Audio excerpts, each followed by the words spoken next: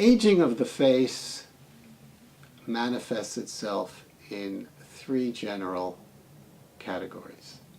Most people think of the sagging and loosening of the skin, fat, and muscle of the face, which then drifts down, creating jowls and bulges, folds, wrinkles, and even what we might call a turkey gobble on the front of the neck. But there's also another type of aging, which is the loss of volume or fullness in the upper and mid portions of the face.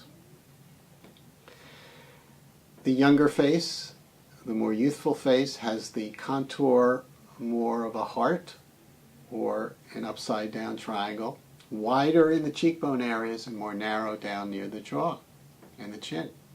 But with age, skin and fat sag, you get fuller in the jowl region, a little flatter up here, and then you have the looseness in the wrinkles in other areas. Years ago, a facelift simply dealt with tightening the loose skin, trimming away excess skin and firming up the face that way.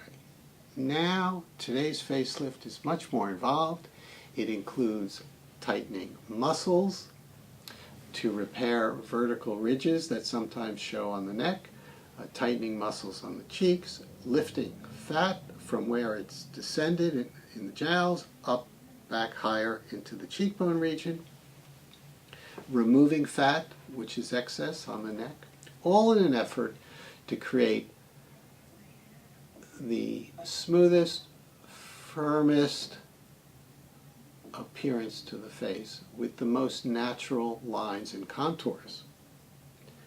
It's key not to overdo things so that the patient can be left looking very natural and not overly tight. That's my hallmark. That's why people come to see me. They know of patients, they've seen patients of mine who look very natural.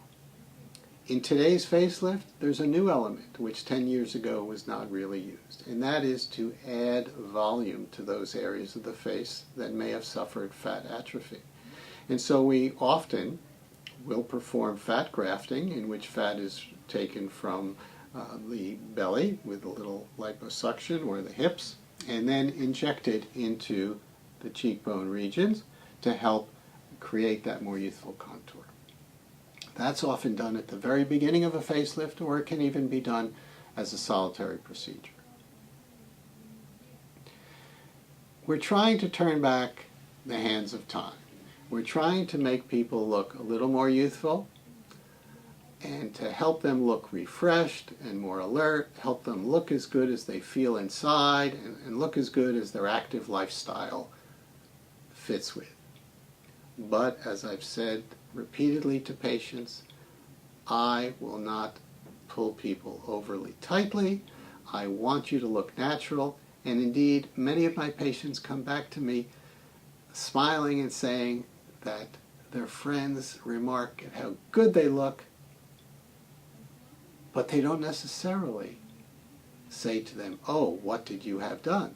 They just remark that they look great and very healthy.